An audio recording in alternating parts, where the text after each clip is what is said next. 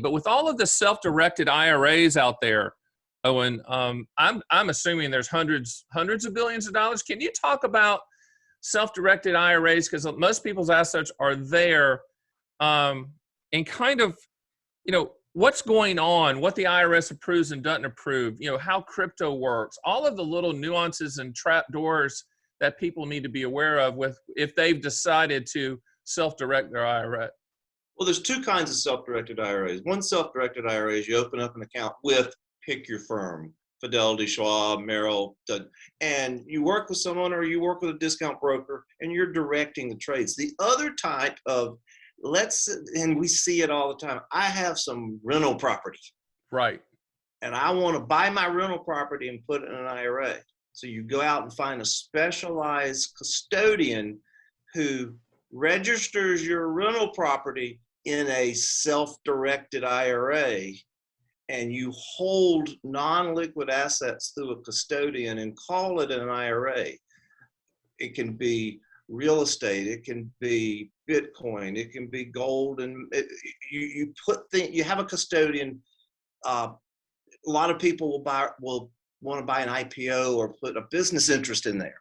The IRS has 50, 60 regulations around what you can and cannot do with a directed IRA, a self-custodial IRA. And the rules are very specific and very strict. And if you blink and get one of them wrong, Stan, the IRS disallows the entire IRA, charges penalties, and all taxes are due on that spot on that second for every penny that you've put in that self-custodian IRA. There are no mulligans with the IRS. If you're a golfer, mulligan means you hit one in the lake. You say, well, I'm just going to put another one back on the tee and hit it again. There's no mulligans. Tell me what's going on with IRAs, self-directed IRAs, and some of the crypto nonsense that's out there. How's the IRS looking at that? I know they haven't figured it out, or have they?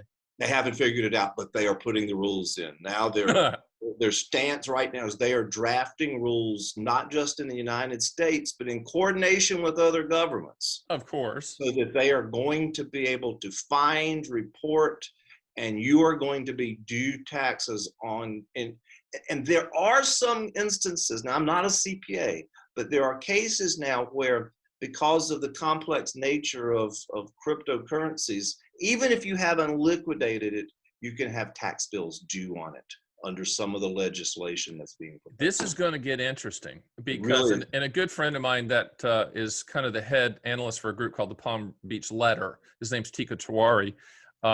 He shot me an email the other day, and he's calling for a $500,000 target on Bitcoin. Now, to Tika's credit, 5-6 years ago, he was telling people to buy, Bitcoin at $100. So he has been kind of right on it, but I think if he's right on that, then wow.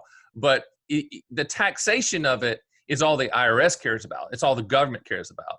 And eventually this is going to get taxed. And I think what's going to actually drive Bitcoin down is when they figure out how to tax it. Do you agree with me? Yes, and it will be.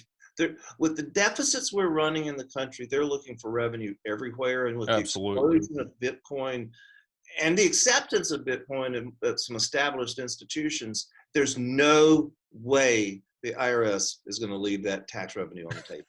Absolutely zero chance.